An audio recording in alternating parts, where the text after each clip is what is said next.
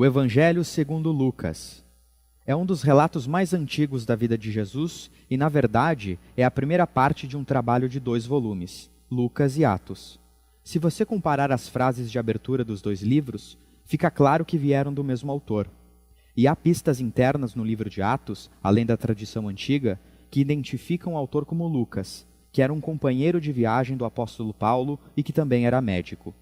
Lucas abre seu trabalho com um prefácio que nos conta como e por que ele escreveu o livro. Ele afirma que há muitos relatos bons sobre a vida de Jesus por aí, mas ele quis voltar para os testemunhos oculares dos discípulos mais antigos que ele encontrou, a fim de produzir o que ele chama de um relato ordenado dos fatos que se cumpriram entre nós. E a palavra cumpriram nos mostra por que Lucas escreveu esse relato. Para ele, a história de Jesus não é apenas uma história antiga. Ele quer mostrar que ela é o cumprimento da longa história de aliança entre Deus e Israel. E mais do que isso, da história de Deus e o mundo. A estrutura do livro é bem clara. Há uma longa introdução que fala sobre João Batista e Jesus.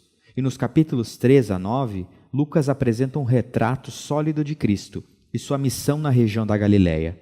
Depois disso, a grande seção central é a longa jornada de Jesus até Jerusalém, onde acontece o clímax da história, a última semana de Jesus, que conduz à sua morte e ressurreição, o que por sua vez nos leva ao livro de Atos.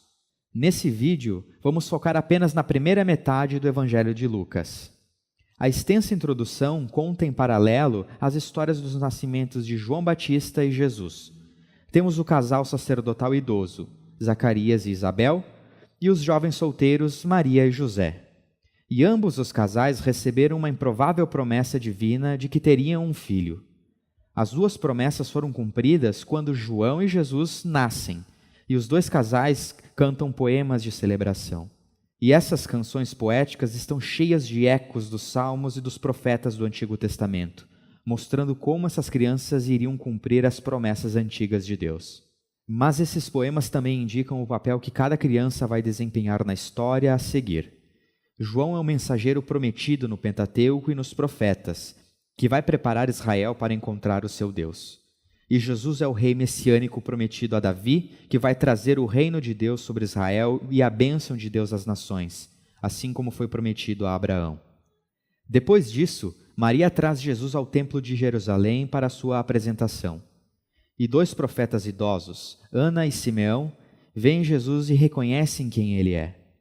E Simeão canta seu próprio cântico, um poema inspirado pelo profeta Isaías, dizendo que essa criança é a salvação de Deus para Israel e vai se tornar uma luz para as nações. E com toda essa expectativa, a história prossegue até a próxima sessão, onde Lucas apresenta Jesus e a sua missão. Ele prepara o palco com um movimento de renovação de João Batista, no Rio Jordão, onde ele chama um novo Israel arrependido e reconduzido à existência através do batismo. Ele está preparando a chegada do reino de Deus. E Jesus aparece como líder desse novo Israel, e é selado pelo Espírito e pela voz de Deus vinda dos céus. Ele é o amado Filho de Deus. Depois disso, Lucas segue uma genealogia que traça as origens de Jesus até Davi, depois até Abraão e, por fim, lá para Adão, do livro de Gênesis. Lucas está afirmando aqui que Jesus é o rei messiânico de Israel, que traz a bênção de Deus, mas não apenas para Israel, a família de Abraão. Ele está aqui para todos os filhos de Adão, para toda a humanidade. A partir disso, Lucas estrategicamente insere a história de Jesus chegando na sua cidade natal, Nazaré, onde ele lança sua missão pública. Na sinagoga, Jesus fica de pé e lê um trecho de Isaías que diz: "O Espírito do Senhor está sobre mim, porque Ele me ungiu para pregar boas novas aos pobres.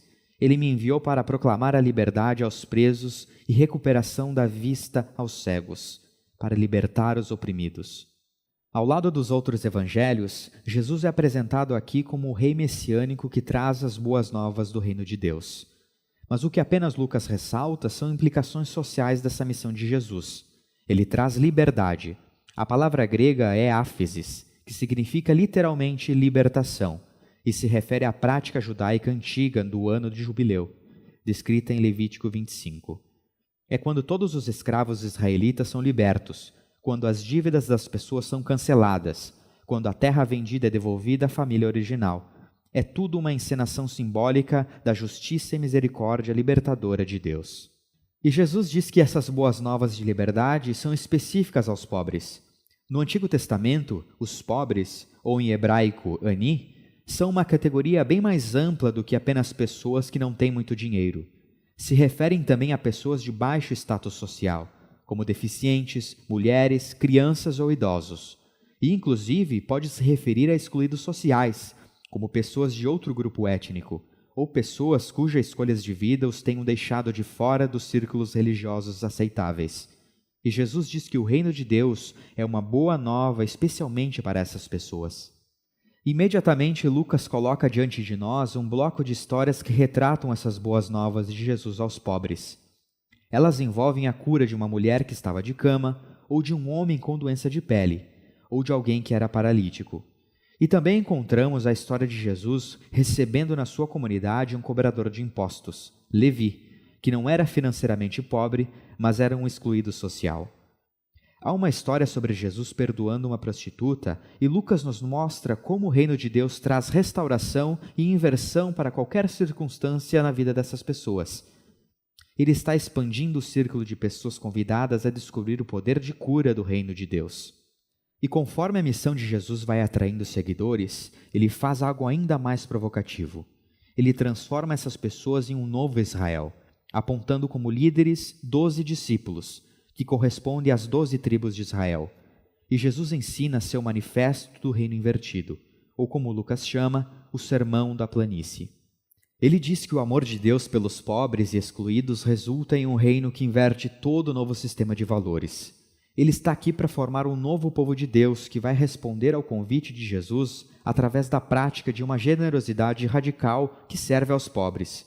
Um povo que vai liderar servindo e vai viver com paz e perdão, formado por pessoas profundamente piedosas que rejeitam a hipocrisia religiosa. Só que essa visão radical do reino de Deus reflete uma autoridade divina e isso começa a gerar resistência e controvérsia, especialmente nos líderes religiosos de Israel. Seu alcance de pessoas questionáveis é uma ameaça à tradição religiosa deles e ao seu senso de estabilidade social. Eles começam a acusar Jesus de blasfêmia contra Deus, de ser um bêbado e se misturar com pecadores. E essa sessão culmina em uma nova revelação da missão de Cristo aos seus discípulos. Ele diz que, sim, ele é o rei messiânico e vai declarar ao seu reino sobre Israel, morrendo em Jerusalém, se tornando o rei servo sofredor de Isaías 53, que morre pelos pecados de Israel. E essa ideia chocante é explorada na próxima história, quando Jesus sobe em uma montanha com 3 discípulos. Ele é transfigurado diante deles e eles são envolvidos por uma nuvem da presença de Deus que anuncia: "Este é o meu filho, o escolhido." Moisés e Elias aparecem lá, os outros 2 profetas que estiveram diante da presença e da voz de Deus em uma montanha. E Lucas conta que eles conversam sobre o êxodo de Jesus que estava prestes a se cumprir em Jerusalém. Essa palavra grega, êxodos, é uma clara referência à história do êxodo. Lucas está retratando Jesus como um novo Moisés, que vai liderar seu novo Israel até a liberdade e livrá-los da tirania do pecado e do mal em todas as suas formas, pessoal, espiritual e social. Isso vai nos levar até a segunda metade do livro, mas por enquanto essa é a primeira metade do Evangelho segundo Lucas.